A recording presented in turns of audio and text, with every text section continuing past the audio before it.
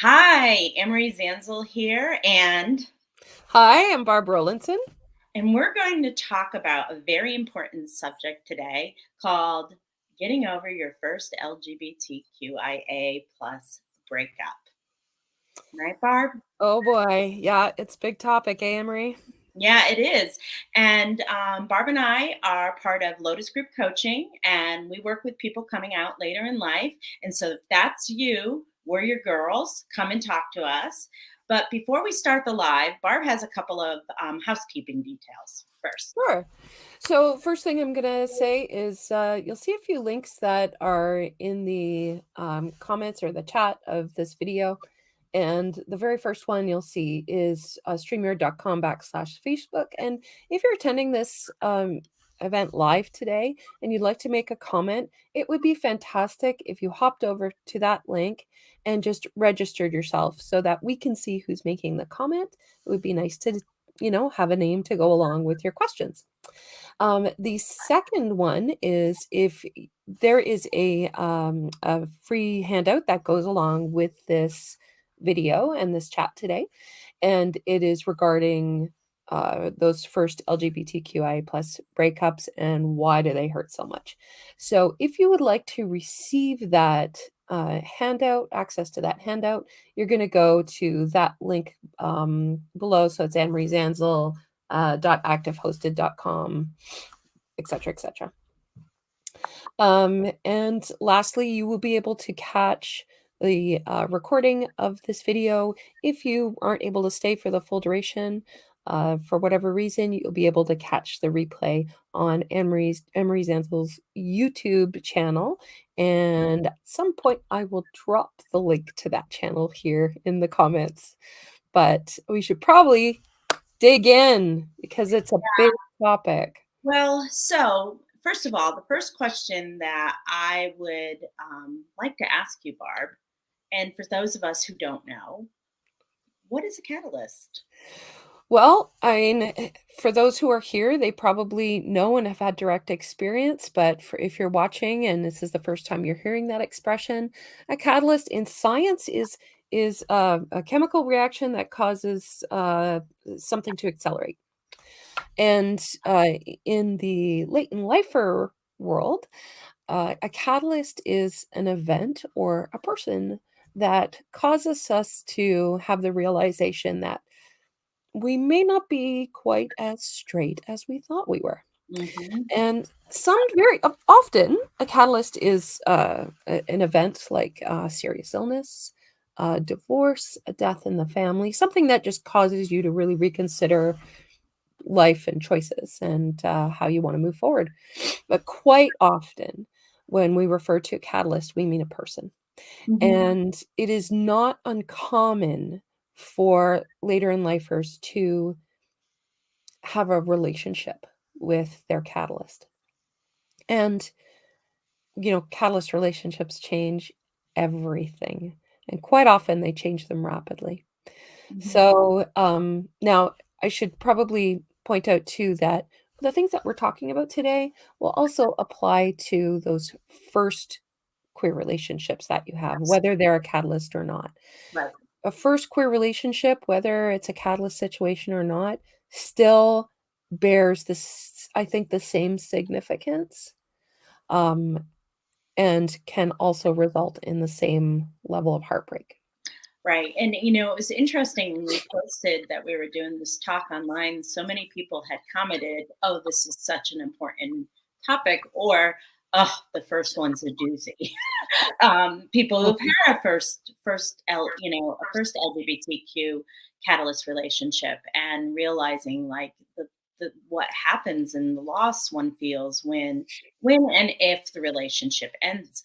As you know, a lot of times people, they find our groups because they're in the midst of their first relationship or their first relationship has ended and they just feel really sad and Oh, alone. And so, how did you get so interested in this topic, Barb? well, as it happens. As it happens. As it happens. I mean, I didn't just, like, tiptoe into it. Like, I had the full Catalyst experience, the whole deal. Mhm. Yeah, I never do anything. I don't know if I can say the ASS word. I never do it half. You can say, I think we can say half-assed. Okay, I never do anything half-ass. I use the whole thing. And I ever. I at age 45, um, I I'd had a friend who I've been friends with for like nearly 2 years. And she was an out lesbian, kind of a butch lesbian. And we were friends first. And as I was realizing that my marriage was coming to an end, she declared that she had some feelings for me. And I didn't think, I can't be gay. No, I can't have a relationship with you. I can't be gay. But it didn't take long for me to realize, like, "Oh, I think I can do this." And she was really the person who flipped the switch for me Mhm, to make me realize that I had the capacity to have, romantic, feelings for another woman. mhm, And, that accelerated everything for me as far as my, separation and divorce. It changed my living circumstances as again, I don't do anything half-ass. I U-hauled like a proper, proper first-time lesbian. lesbian. Yeah, So I mean, that's the old joke, what does a lesbian bring on their first date? A a U-Haul. U-Haul. Yeah, yeah, pretty much it didn't take long. I wouldn't say I moved in within weeks, but it was certainly within, the first few months. And, that, of course, meant a huge change for every other aspect of my life. It changed my work life. It changed, my access and my relationship to my children. It blew, like, my marriage was already ending anyway, but it blew it even further apart and complicated that as well. And, like so many catalyst relationships, at first, it is magical. Mhm, mhm. And Uh, and and and also, like, a lot of times our first queer relationships are magical too. mhm. And, Mhm, I think it's because we are experiencing love differently, romantic love differently, in mhm, a way that we have ever encountered it before. Um, mhm, you know, speaking from and I'm just gonna speak from my own experience with 2 women together. And I don't wish to be exclusive of non-binary folks, but I'm just speaking from my experience.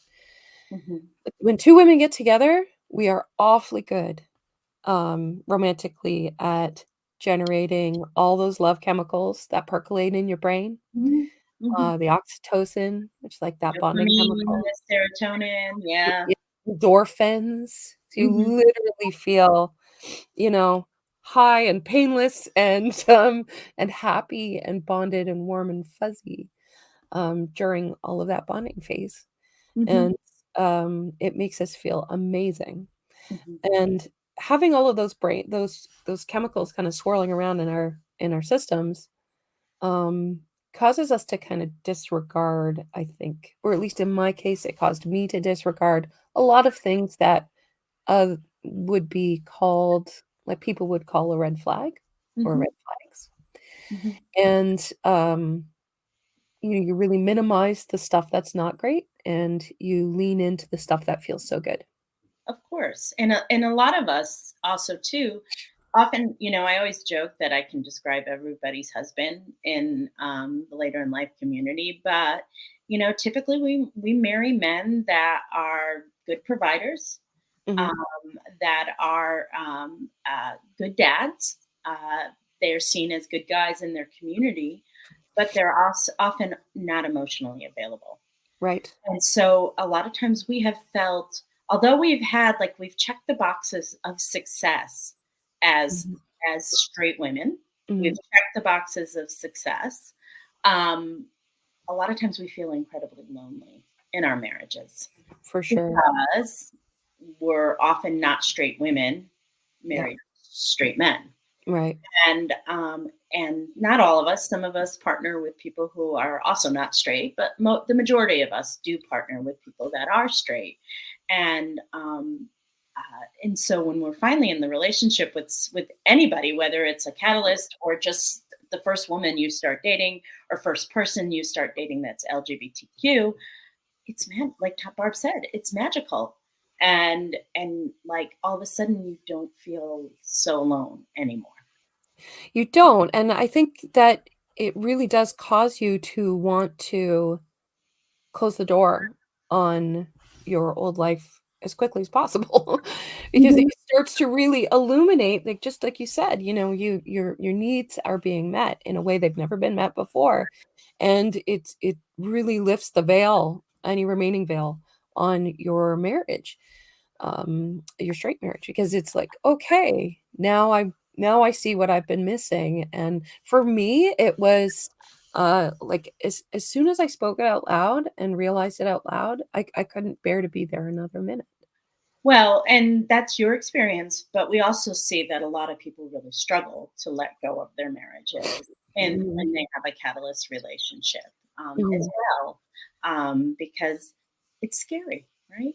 It's scary to let go of a marriage that you've been in for a really long time. 100%. I mean, And, think of and a lot of us, like Barb, I think I'm going to venture to guess, Barb, that you're more the exception than the rule. Would you say? Like, I I based on what we see in the groups, I would agree with you. yeah, because you did this fairly quickly, I did. but I I did. also think that too, you were, like, really ready to leave your marriage too. I had been contemplating it for a good 10 to 12 years Yeah, that's a and lot. not really sure how I was gonna make my exit, Mhm, but, and that's a long time. Like, that's a mhm, long time to sit on, secret feelings, you know? mhm, mhm.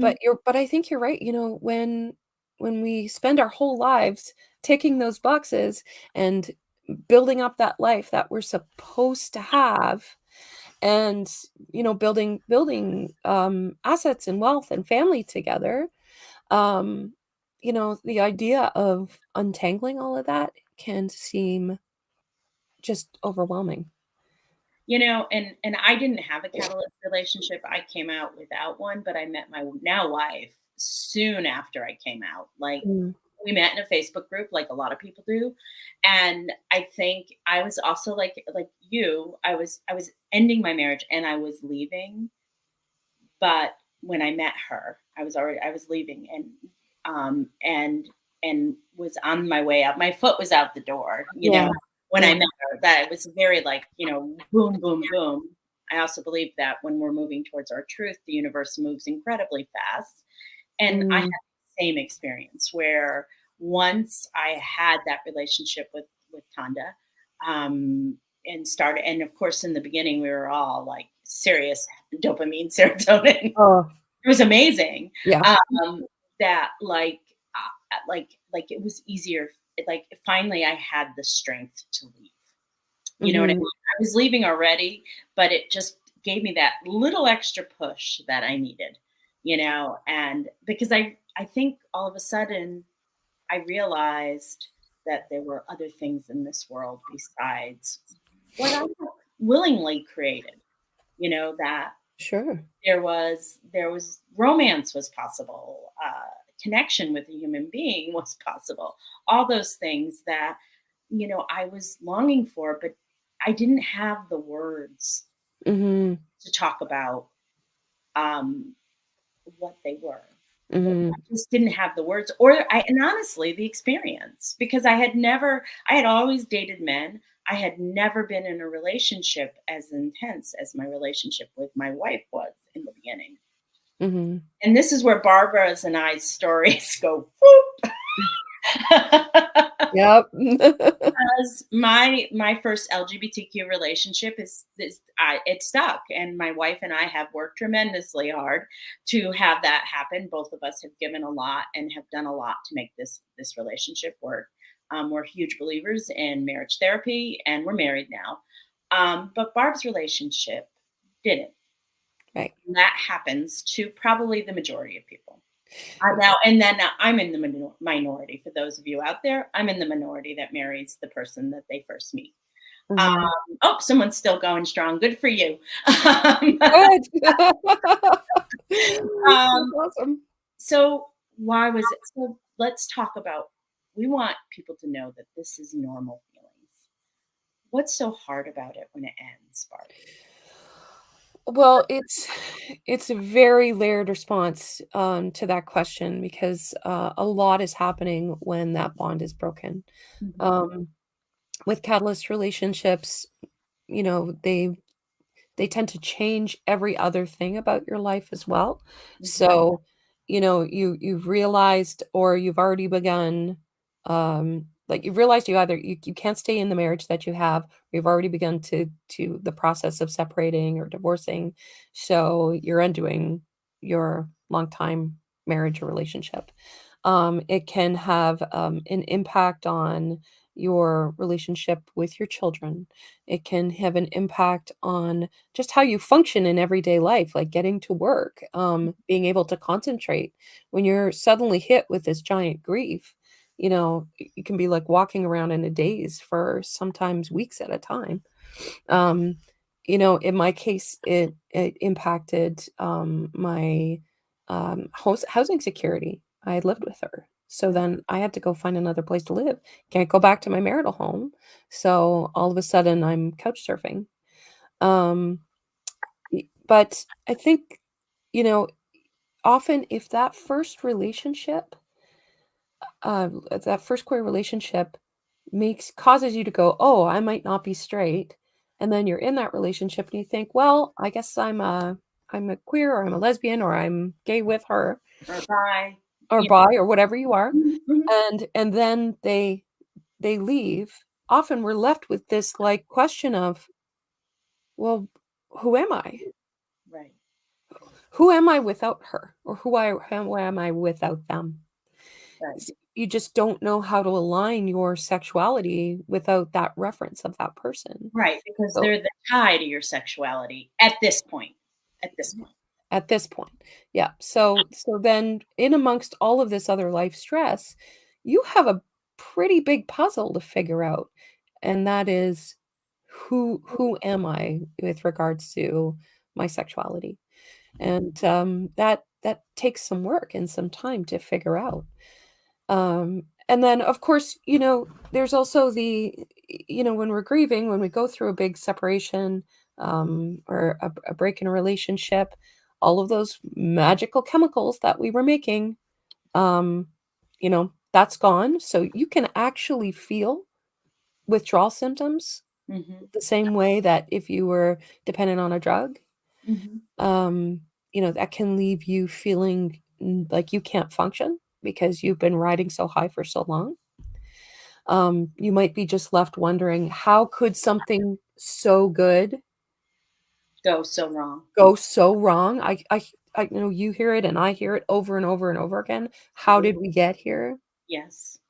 And the reality is, when it comes down to it and you start building that relationship or maybe even try living together or life together, the once the chemical part kinda subsides a little bit, and those red flags that you'd been ignoring start start waving pretty hard and you can't ignore them anymore. Often, I think what happens is there's a realization is of, "Oh, we're really attracted to each other, but we aren't good together." Right, right. Mhm, mhm, Hard realization to have of mhm. somebody you've already dove in and given your heart to. Right. So, we know from the groups we've been in, Mhm, all the women that we work with in Lotus Group Coaching, that the end of a catalyst relationship is incredibly devastating, and for the reasons you mentioned, and grief is a real part of this. And mhm, so, another thing I would like to mention, though, another reason why it can be so incredibly difficult is because a lot of times we don't have community. Often, when we're in our first queer relationship or our first catalyst relationship, a lot of times we haven't built up community, and a lot of times you feel like you are in sort of a bubble just with each other. And mhm, so when that relationship ends, you you you don't have people who understand. A lot of times, Straight friends can be very well-meaning, but Yes. they don't get it. They don't understand, and a lot of times they'll be very dismissive and say things like, "Oh, those relationships never work out," and stuff like that, which can feel very, cutting and hurtful to you because Totally. we've had that we wanted these this relationship to work out Yeah. and stuff like that. So I do really believe that finding queer community that understand your first breakup is really, really incredibly helpful. And even if it's just a Facebook group, posting in Vita Nova or another Facebook group you're in, because I can guarantee you most of us understand this. Almost all of us understand it. And there's people that date a lot, and so they've been through it a bunch of times, and Mhm. they understand because it can be feel very it's called something called disenfranchised grief Yes. because it's a grief that a lot of times in the beginning your community doesn't understand because Mhm. you live in a straight community. Or if the relationship has been secret, nobody knows about it. And so not being able to talk about our grief with about a loss of a relationship is incredibly painful. So we need to find spaces in which we can talk about it. Yeah, where we can talk about it and be seen and Mhm. validated in our experience. And that can be very difficult to find if you're just newly out of the straight world and venturing just newly into the LGBTQIA plus world. Yeah, Um, that stuff, just building any community, yeah, no matter where we are, takes the time. Just takes time, yeah, and, so Barbara has such a heart for people that have gone through a catalyst loss and has really focused her coaching on that because she believes that it was the hardest loss up to date that she's ever gone through. And I think it's significantly changed you as well. Um, 100%. yeah, so we're offering a workshop. So there is going to be a workshop here in Nashville. It is what's the dates, Barb? Do you know the Uh, dates? May 16th to 19th. Okay, which is a Tuesday through a Thursday.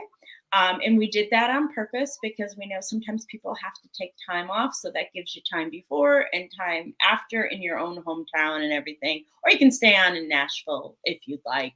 So it is a workshop that will be you come Tuesday night and leave Friday morning. And it is a very small, intimate workshop with 5 people, plus Barbara and myself.